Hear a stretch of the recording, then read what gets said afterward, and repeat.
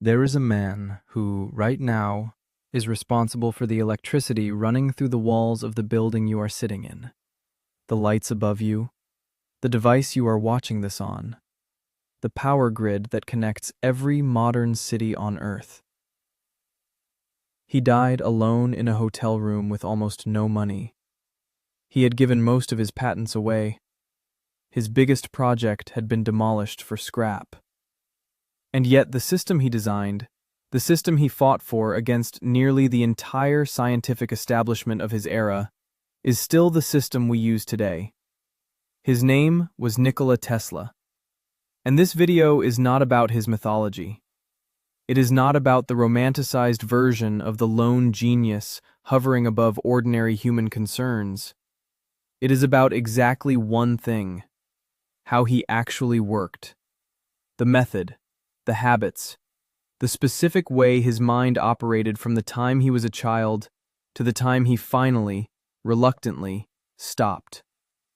Because here is what I kept coming back to as I went deep into his life and his own writings. The AC motor was not his greatest invention. The Tesla coil was not his greatest invention. The thing that changed everything was the method itself, the way he taught himself to think.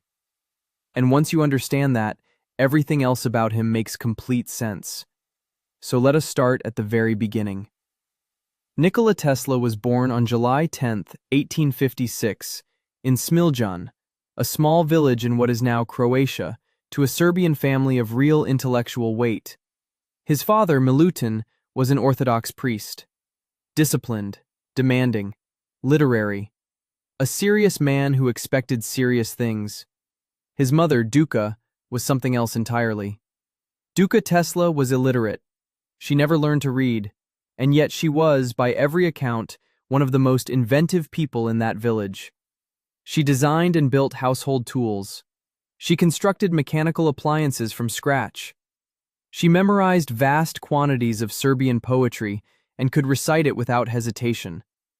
Tesla wrote about her with reverence his entire life.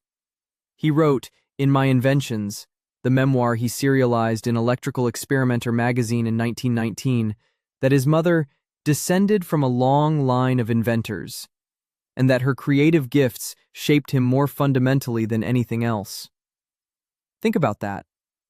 The woman who most influenced Nikola Tesla's creative life never read a single book. She invented through intuition, through feel, through a kind of bodily intelligence that bypassed formal training entirely. And her son would go on to develop one of the most sophisticated methods of mental invention in the history of science. The apple did not fall far from the tree, even if it grew in a completely different direction. His father wanted Nikola to become a priest. Nikola wanted to be an engineer. This was a genuine conflict in the household, and it would take something close to tragedy to resolve it. In 1873, when Tesla was 17, he contracted cholera. Severely, dangerously. He was bedridden for months and came near death multiple times. His father, standing at his bedside, made a promise. If Nikola recovered, he would be sent to the best engineering school available. Tesla recovered. His father kept his word. But before we get to the engineering school, I want to stay in his childhood for a moment, because this is where the method begins. This is where you can already see something extraordinary developing in his mind. Tesla describes in My Inventions something that had been happening to him since he was very young. He would see images, involuntary, vivid, almost disturbingly real images that appeared in his visual field, triggered by words or ideas.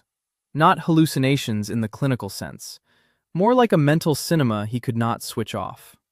He wrote, "I could picture them all as real in my mind.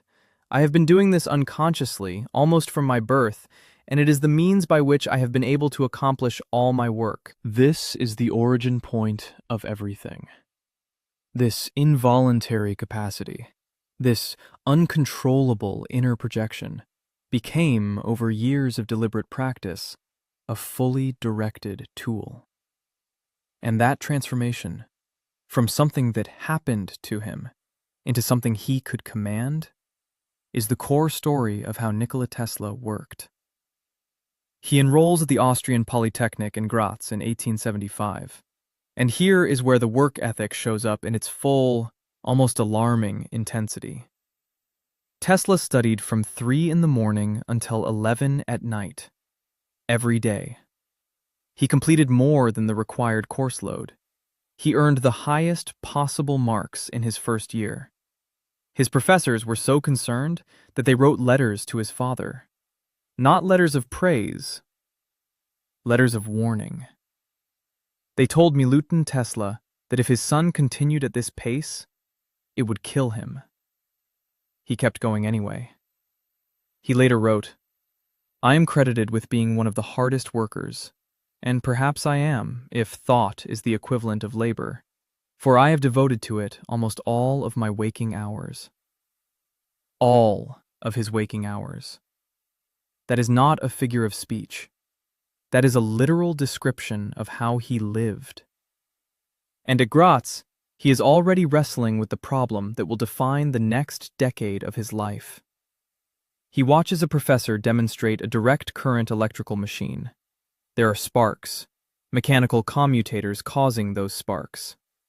Tesla tells the professor he believes the commutator is unnecessary, that electrical power should be transmittable without it. The professor is not impressed. He tells Tesla this would be equivalent to building a perpetual motion machine. Impossible. Tesla does not forget this. The problem lodges in his mind like a splinter, and it will stay there for years, demanding to be solved. So Tesla is at Graz. He is studying with a ferocity that is alarming everyone around him. 3 in the morning until 11 at night. And then something happens in one of his physics lectures that is going to determine the next decade of his life. His professor wheels in a Gramme dynamo, a direct current machine. And as it runs, Tesla watches the commutator, the mechanical switching device that manages the direction of the current. There are sparks. Every time the commutator makes contact, sparks. And something in Tesla's mind will not leave this alone. Why does it have to work this way? Why does generating and transmitting electrical power require this friction, this mechanical switching, this obvious imperfection? He raises his hand. He tells the professor that he believes the commutator is unnecessary, that electrical power should be transmittable without it. He tells Tesla, with the confidence of a man who has explained obvious things to many young students, that eliminating the commutator would be equivalent to building a perpetual motion machine. Impossible. The physics simply do not allow it. Next question. Now here is what I find so fascinating about this moment. A lesser mind hears that and files it away under things that cannot be done. Tesla hears that and files it away under things that have not been solved yet. Those are completely different categories. And the distinction between those two categories is one of the most important things I have ever encountered reading about great inventors. He cannot forget it.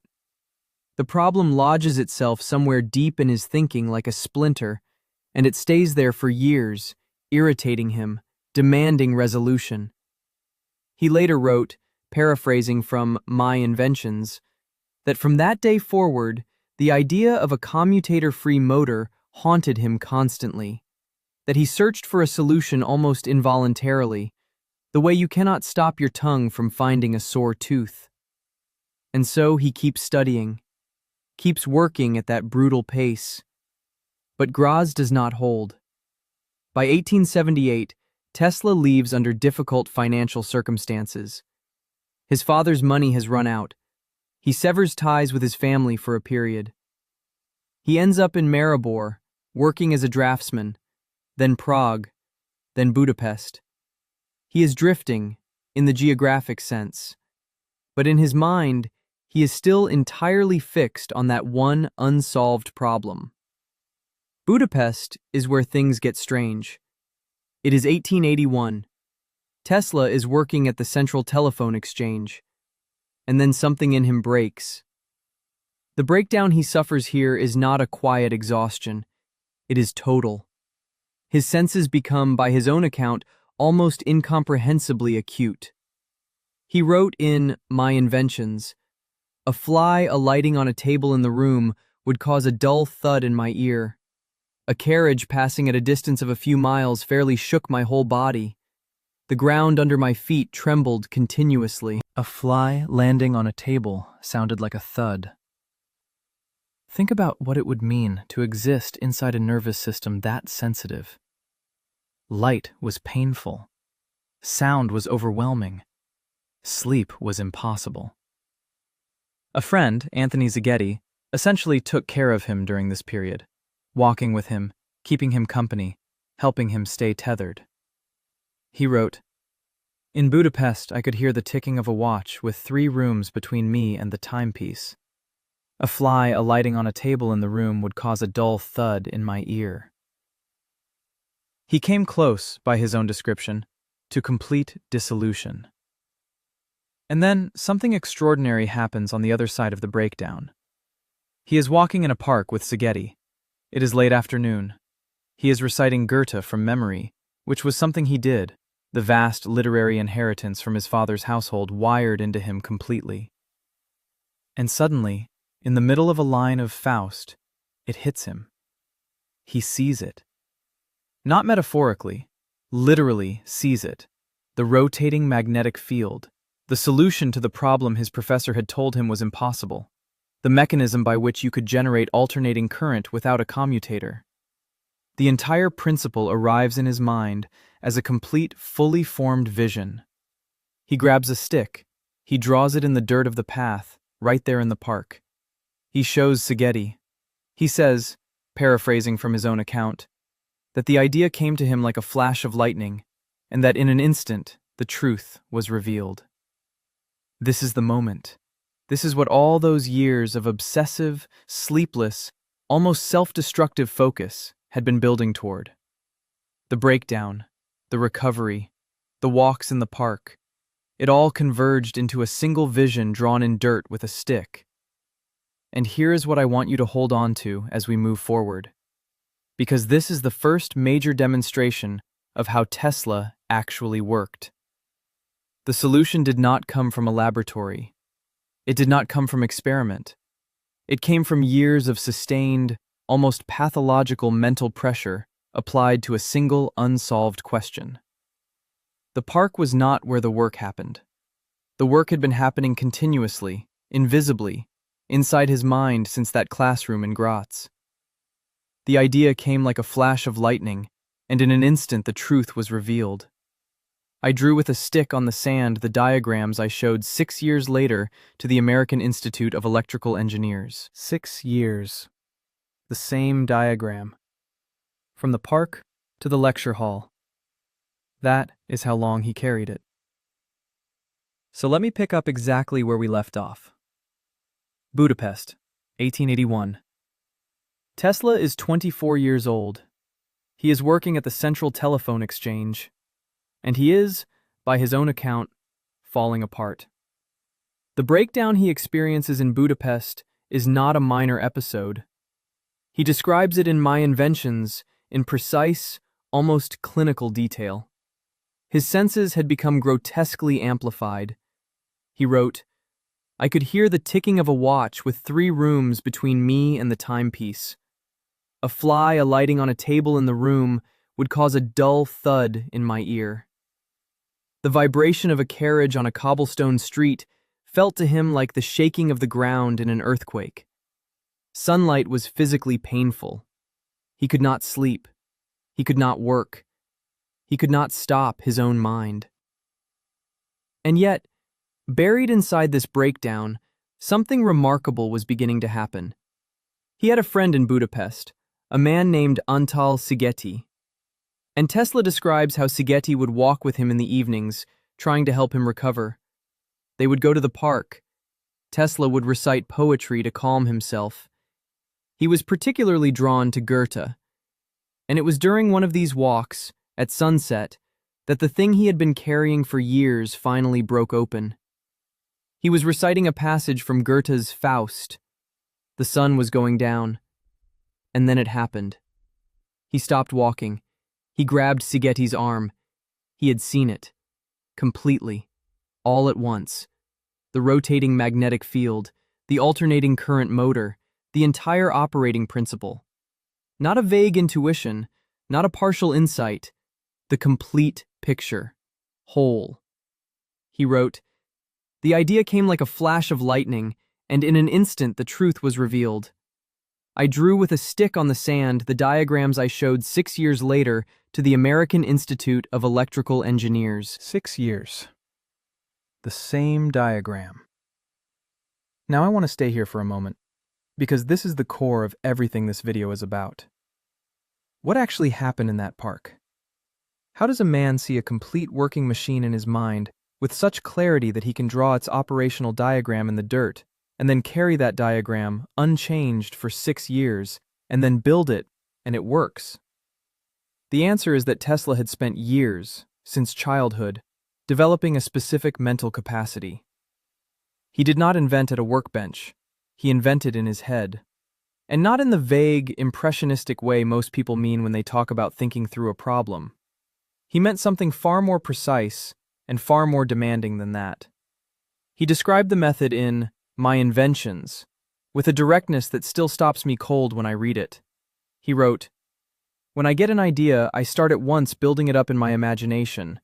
I change the construction, make improvements, and operate the device in my mind. It is absolutely immaterial to me whether I run my turbine in my thought or test it in my shop. The inventions I have conceived in this way have always worked." Read that again slowly. It is absolutely immaterial to him, whether the turbine runs in his thought or in his shop.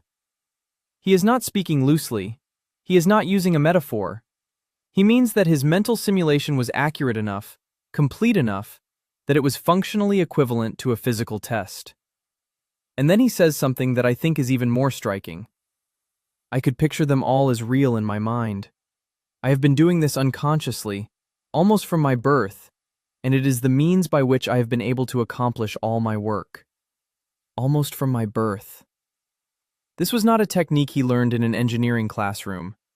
It was a native capacity that he spent his entire early life, through the visions, through the involuntary mental images, through years of uncontrolled and then gradually controlled visualization, sharpening into a precision instrument. And this is why the moment in the Budapest park is so important to understand correctly. It was not a random stroke of inspiration. It was the payoff of an extraordinarily disciplined mental process. The rotating magnetic field did not appear from nowhere. Tesla had been thinking about the sparking commutators at Graz for nearly 6 years. He had been running the problem in his mental laboratory every day, testing configurations, eliminating dead ends, and he had been doing it continuously, invisibly, while working other jobs, while suffering a nervous breakdown, while walking in a park reciting Goethe. The flash of insight was real, but it landed in a mind that had been meticulously prepared to receive it. That is the lesson I keep coming back to. The flash gets all the attention. It is dramatic. It is a good story. It photographs well, if you were in the habit of photographing moments in the 1880s. But the flash was the last step, not the first. The first step was 6 years earlier, in a classroom in Graz, when a problem lodged itself in his mind and refused to leave. And every day, between that classroom and that park, Tesla was working on it. Not always consciously, but always. So there he is, broken down in Budapest, senses on fire, can't sleep, can't work. The problem of the AC motor still lodged in his mind, unsolved, for years now. And he is, by his own account, genuinely terrified that he is losing his grip on his own mind. And then something happens. He begins to recover. Slowly, then faster. A friend named Anthony Sigeti starts taking him on long walks, getting him outside, getting him moving. And Tesla starts to notice that the physical rhythm of walking seems to quiet the sensory chaos. The movement helps. The routine helps. And the problem, the one that had been grinding away below the surface of his waking life since that classroom in Graz, keeps turning. It is February 1882. They are walking in Budapest City Park. The sun is setting.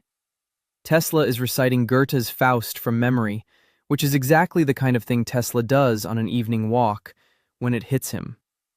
Not a gradual realization, not a slow convergence of ideas. A vision. Complete, instantaneous, fully formed. He sees a rotating magnetic field. He sees the principle of the induction motor. He sees it the way you see a film projected on a screen, except the screen is inside his own mind, and the film is running in real time, mechanical components turning, current flowing, the whole system operating exactly as it would in physical reality. He grabs a stick. He draws the diagram in the dirt of the path. He shows Szigeti. He says, paraphrasing from his memoir, "Watch. See how it revolves. Watch me reverse it." The drawing in the dirt was not a sketch of an idea. It was a technical illustration of a completed invention. And here is what I want to make sure lands, because this is the whole thing. This is the entire point of this section. That vision did not come from nowhere. That vision was the output of 6 years of continuous mental work. 6 years of carrying a problem, turning it over, letting it run in the background, returning to it consciously, leaving it again, coming back. The moment in the park was spectacular, but the work that made the moment possible was invisible and relentless and years long. Tesla understood this about himself. He wrote about it directly. In My Inventions, he described how his method of visualization developed from something involuntary in childhood into something he could deliberately deploy. He says, "When I get an idea, I start at once building it up in my imagination. I change the construction, make improvements, and operate the device in my mind." He is not describing inspiration. He is describing a practice, a disciplined, repeatable mental process that he refined over decades. The City Park moment was what happens when that process has been running long enough. And this is what separates Tesla's working method from the popular myth of the lone genius struck by lightning. The lightning bolt was real, but Tesla had been standing in the field for 6 years, holding a rod up in the air, waiting for it. He moves to Paris shortly after Budapest. He joins the Continental Edison Company, installing and repairing dynamos across Europe. And here you start to see another dimension of how he worked. Because Tesla, even doing field repair work, even doing the unglamorous technical labor of keeping other people's machines running, is constantly observing, constantly cataloging, constantly building his mental model of how electrical systems behave in the real world. He is not just fixing machines. He is learning from every machine he touches. The problems he encounters in the field are feeding the theoretical work he is doing in his head during every spare moment. He has this capacity to hold practical and theoretical in parallel, which is genuinely rare. Most people are one or the other. Tesla was somehow both, simultaneously. And then comes the crossing to America in 1884. He arrives with 4 cents in his pocket, a letter of recommendation, and a complete, working, fully designed AC motor existing nowhere except inside his own mind. He has no prototype, no drawings submitted for patent, no laboratory, just the method, just the mental model, polished and tested over years of internal iteration, waiting for the moment it could finally be built in physical reality. He later wrote, "The inventions I have conceived in this way have always worked.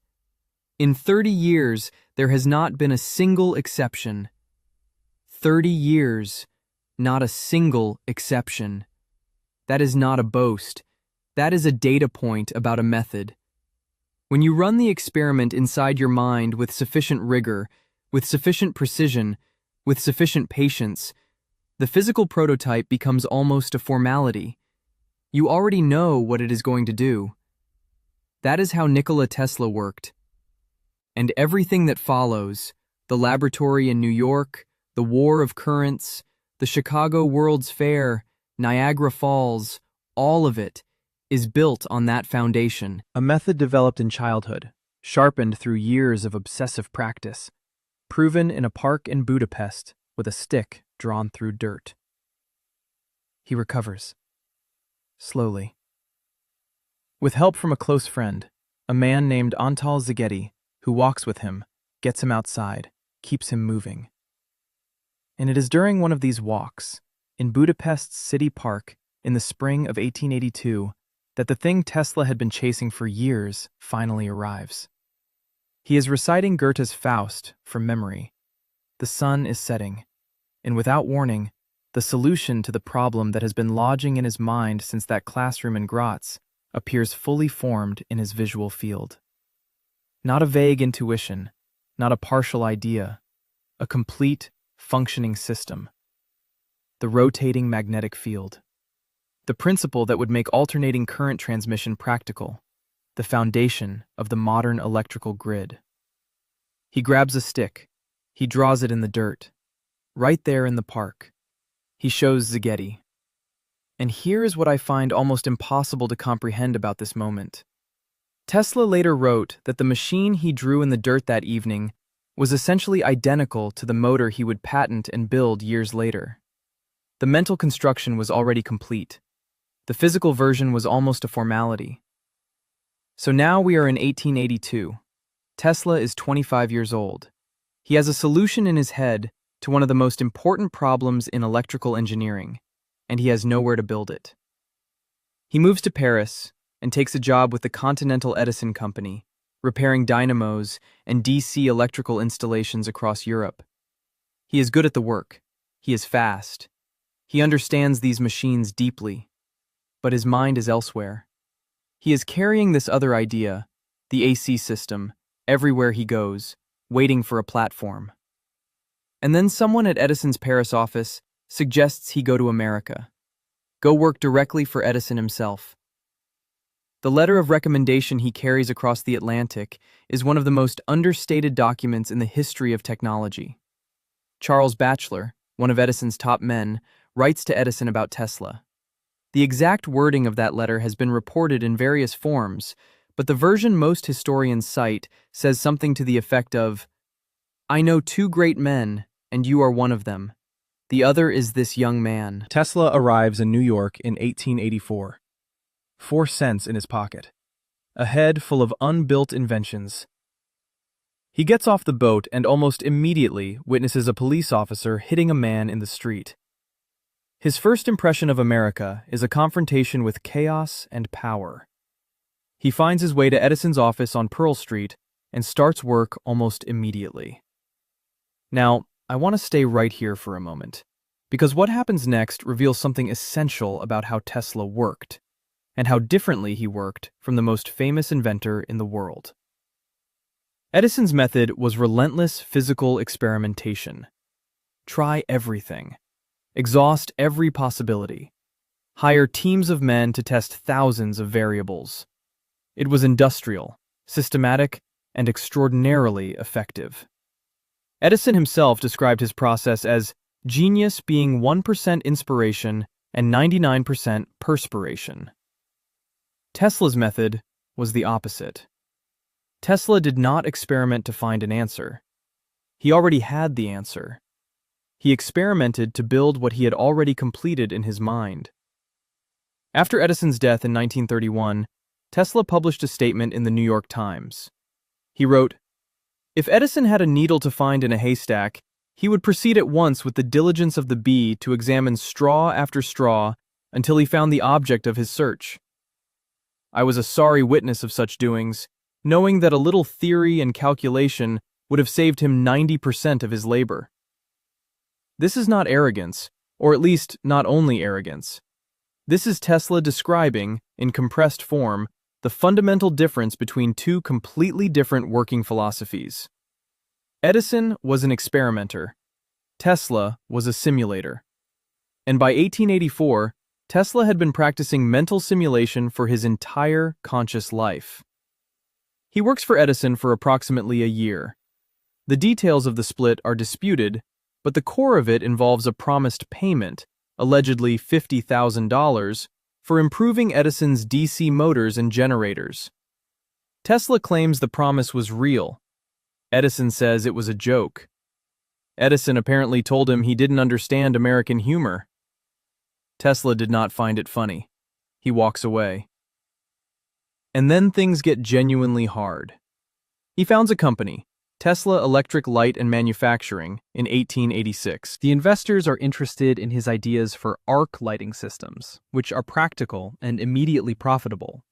But when Tesla pushes toward his AC system, toward the bigger vision, they force him out. They take the patents. They leave him with nothing. And so, Nikola Tesla, the man who had already solved the rotating magnetic field problem in his mind 4 years earlier, spends time in 1886 digging ditches. $2 a day. Manual labor. He described this period later as one of the most painful of his life. Not because of the physical hardship, though that was real, but because of the gap. The gap between what he knew he had inside him and what the world was currently willing to give him room to build. He never forgot that gap, and I think it made him more driven, not less. Because what comes next, in 1887 and 1888, is where everything he had been carrying in his mind finally gets built. So this is where it all comes together. By 1887, Tesla is 31 years old. He has been carrying the AC induction motor in his mind for 6 years. 6 years since that afternoon in Budapest's city park, when the vision struck him so completely that he dropped to his knees and drew the design in the dirt with a stick. 6 years of working for other people's priorities. 6 years of watching the problem sit unsolved, not because he hadn't solved it in his head, but because he hadn't yet had the resources to build what he already knew worked. And now, finally, he has a laboratory on Liberty Street in Manhattan. Small, modest, but his. And what happens next is one of the most remarkable demonstrations of the method I've been describing this entire time. Tesla doesn't walk into that laboratory and start experimenting. He doesn't tinker his way toward the motor. He already knows what he's building. He spent 6 years running it in his mind. The laboratory is not where the invention happens. The laboratory is just where he makes the physical version of something that already exists, fully formed, in his imagination. He wrote about this directly in My Inventions. He said, "When I get an idea, I start at once building it up in my imagination. The inventions I have conceived in this way have always worked." Always worked. That is an extraordinary claim. And the AC motor is the proof of it. When he finally builds the physical prototype, it performs almost exactly as he predicted it would from years of purely mental construction. I love this so much because it completely inverts how most people think about invention. Most people think you have to build something to know if it works. Tesla is arguing the opposite. If you build the mental model with enough precision, with enough rigor, the physical construction is almost a formality. The real work happened in a place no one could see. And the mental work for this particular invention had been extraordinarily thorough. The core insight, the one that hit him in Budapest in 1882, was about rotating magnetic fields. The problem with direct current motors was that they required mechanical commutators, those sparking, friction-heavy switching devices that had bothered him back at Graz. Tesla's insight was that if you applied multiple alternating currents out of phase with each other to a set of coils arranged around a rotor, the resulting magnetic field would rotate continuously, pulling the rotor around with it. No commutator needed. No sparks. No mechanical switching of any kind. The elegance of this is something Tesla never stopped marveling at. The motor that runs on nothing but the relationship between invisible fields of force. The machine that works because of the geometry of time itself, because of the phase difference between currents. It is, as he clearly felt, less something he invented and more something he discovered. A law of nature that was always there, waiting for someone to see it clearly enough to use it. Between 1887 and 1888, Tesla files more than 30 patents covering the entire polyphase AC system. Not just the motor, the generator, the transmission system, the distribution network. He is not solving one problem. He is designing an entire electrical infrastructure from the ground up. The method scales. The same capacity for complete mental construction that let him visualize a single motor lets him visualize the whole system that motor would live inside. In May of 1888, he delivers a lecture to the American Institute of Electrical Engineers that stops the room. The lecture is called A New System of Alternate Current Motors and Transformers. He walks these engineers, these serious professionals, through a system so complete and so coherent that the response is immediate. One of the attendees is a representative of George Westinghouse. And here is what strikes me about that moment. Tesla is not presenting a rough idea seeking feedback. He is not showing preliminary results. He is presenting a finished system, complete. Because in his mind, it had been finished for 6 years. The lecture is not the beginning of something. It is the public debut of something that was already done. Westinghouse moves fast. Within weeks, he licenses Tesla's AC patents for $60,000 plus royalties. It is the first time in Tesla's life that the outside world's resources match the scale of what he has been building internally. He later said, "I do not think there is any thrill that can go through the human heart like that felt by the inventor as he sees some creation of the brain unfolding to success." That unfolding, for Tesla, took 6 years of carrying the idea entirely alone. 6 years of running the machine in his mind, refining it, perfecting it, before a single physical component was ever touched. That is the method. That is what it actually looks like in practice. Not inspiration followed by rapid construction. Inspiration followed by years of rigorous internal development, and then construction that is almost confirmation rather than exploration. The gap he had been living in since Budapest had finally closed. And what comes next? The War of Currents, Niagara Falls, the Chicago World's Fair, would show the world exactly what had been inside that gap all along. So the War of Currents. This is the moment when everything Tesla had been building inside his mind for years finally collides with the real world.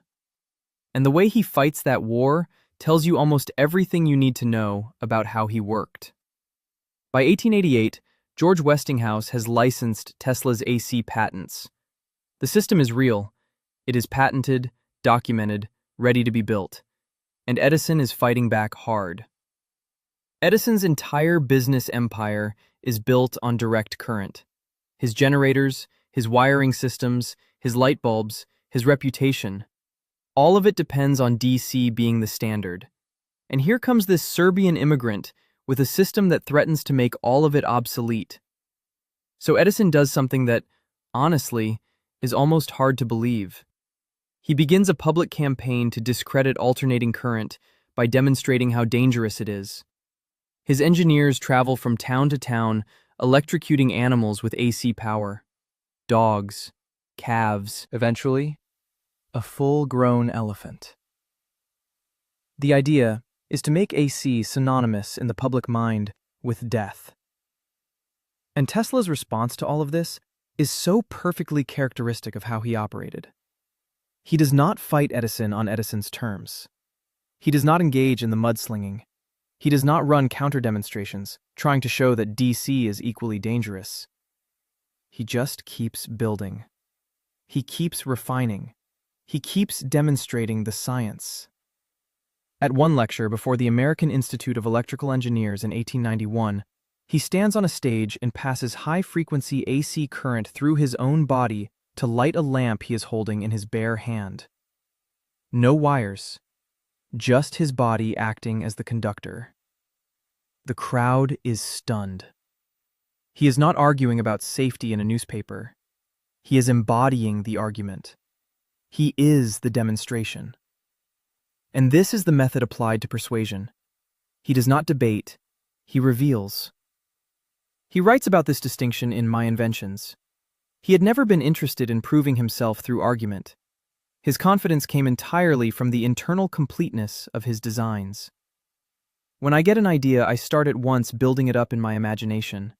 The inventions I have conceived in this way have always worked. Have always worked. That is the confidence of someone who is not guessing. That is the confidence of someone who has already seen the answer clearly and is now simply confirming it for everyone else. The Chicago World's Fair in 1893 is where the confirmation happens at full public scale. Westinghouse, using Tesla's AC system, wins the contract to light the entire exposition over Edison's competing bid. More than 27 million people attend. They walk through a city blazing with electric light powered by alternating current. For most of them, it is the first time they have seen anything like it. The future arrives all at once, in a single fairground in Illinois. I love this moment because it captures something essential about how Tesla's method played out over time. The idea had been there in Budapest, sketched in the dirt in a city park. The patents had been filed years before. The math had been complete in his mind long before a single wire was strung in Chicago. What the World's Fair gave was not the invention. The invention already existed. What the fair gave was the world's permission to believe in it. And then, Niagara Falls. This is perhaps the clearest expression of the full arc of how he worked, compressed into a single engineering project. The challenge is immense. The Niagara Falls Power Company wants to harness one of the most powerful natural forces on the continent and transmit that electricity over 20 miles to the city of Buffalo, New York. Nothing on this scale has ever been attempted with AC power. The distance alone would have made it impossible with direct current. Tesla and Westinghouse win the contract in 1893. Construction begins, and in 1896, the first AC power from Niagara Falls flows to Buffalo. We are whirling through endless space with an inconceivable speed. All around us, everything is spinning, everything is moving, everywhere is energy. There must be some way of availing ourselves of this energy more directly. He had written that in Century magazine in 1900, looking back. But you can feel in those words the specific obsession that drove Niagara. He had always believed nature itself was the real generator, that the job of the inventor was not to create power, but to learn to receive it, to attach human machinery to forces that were already there, already moving, already inexhaustible. Niagara Falls was not just a power plant. It was a proof of concept for his entire philosophy, that the universe is full of energy, that the right system, designed correctly in the mind first and built precisely afterward, can make that energy available to human beings. The method had come full circle.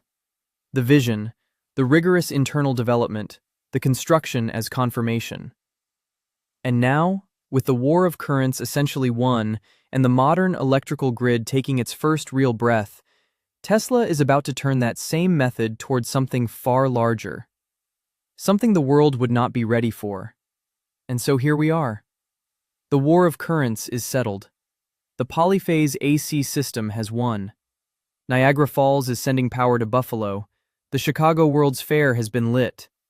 Everything Tesla spent the first half of his life fighting to prove has now been proven.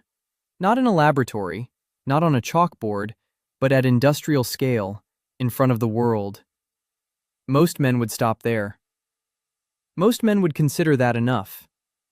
Tesla was not most men. And the method that got him here, the visualization, the internal construction, the refusal to touch a physical prototype until the design was complete in his mind, that method was now pointed at something so large, so genuinely staggering in its ambition, that even the people who believed in him could not quite follow him there.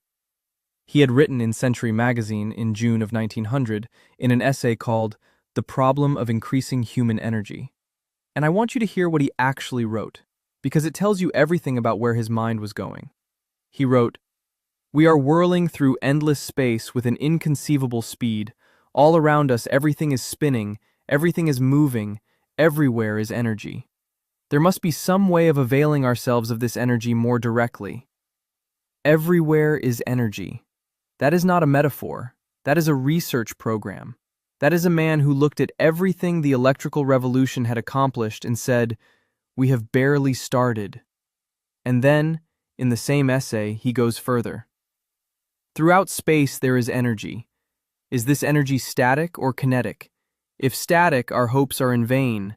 If kinetic, and this we know it is for certain, then it is a mere question of time when men will succeed in attaching their machinery to the very wheelwork of nature. Attaching their machinery to the very wheelwork of nature. That phrase stopped me cold when I first read it, because that is exactly what he had done with AC power. He had found the rotating magnetic field, the hidden wheelwork of electromagnetism, and he had attached machinery to it. And now he was convinced the same principle applied at a planetary scale. That the Earth itself was a conductor, that resonance could carry energy anywhere on the globe without a single wire. This is what drives Wardenclyffe. This is what drives Colorado Springs, where in 1899 he builds a massive experimental station and produces artificial lightning exceeding 100 feet, pushing the limits of what any human being had ever generated electrically. He was not experimenting randomly. He was running the same method he had always run, testing a design that already existed in complete form inside his mind. He goes to Long Island. He secures funding from J.P. Morgan. He begins construction on the Wardenclyffe Tower, a 187-foot structure with a 55-ton steel hemisphere at its top, designed to be the first node in a global wireless energy and communication system. Not a radio station, a world system. Free energy, transmitted through the earth, available to anyone, anywhere. And here is where the method, this extraordinary method that had served him so faithfully for his entire life, collides with something it cannot solve. The market. Morgan wants a communication system, something he can meter, something he can charge for. When he realizes Tesla's actual ambition is to make energy free and universally accessible, he withdraws funding. There is a version of this story that makes Morgan the villain, but I think the more honest version is simply that Tesla's goals and the goals of capital were always structurally incompatible. He had written it plainly, and he meant it literally, that the desire that guides me in all I do is the desire to harness the forces of nature to the service of mankind. Not to the service of shareholders. Mankind. He tore up his royalty contract with Westinghouse to save that company from bankruptcy. He walked away from what would have been one of the great personal fortunes in American history because he believed the work mattered more than the money. And he was right to believe that. And it destroyed him financially. By 1917, Wardenclyffe Tower is demolished. The structure he built to transmit energy across the entire planet, torn down and sold for scrap to pay debts. He lives the last decades of his life in the Hotel New Yorker, largely alone, largely forgotten by the institutions that had benefited most from his work. He dies in room 3327 on January 7th, 1943. The FBI seizes his papers. But here is what I keep coming back to, the thing that feels most true about this man and this method. He was right. The 21st century has confirmed almost everything he believed. Wireless transmission of energy, global communication networks, machines that respond to remote commands, renewable power drawn from the forces of nature rather than burned from the ground. All of it. He saw it. He worked toward it with everything he had. He wrote, and these words are the ones I want to leave you with. The present is theirs. The future, for which I really worked, is mine. He was not wrong. The man who learned to build entire machines inside his own mind, who refused to touch a prototype until every flaw had been found and fixed in imagination, who gave away fortunes to protect the work, who aimed his extraordinary method not at wealth, but at the liberation of every human being on the planet from the tyranny of scarce energy, that man did not lose. He simply worked on a timeline longer than any single life. And if you ever wonder whether the method matters, whether the way you think is as important as what you build, whether the discipline of your imagination is a real competitive advantage or just a romantic idea, consider Nikola Tesla. He had almost nothing, and he changed everything. Not because he worked harder than everyone else, though he did, but because he learned, over a lifetime of relentless, obsessive, beautiful practice, exactly how to use his mind. Thank you for listening to the story of Nikola Tesla. If you'd like more stories like this, make sure to subscribe and leave a comment on who you'd like to hear about next.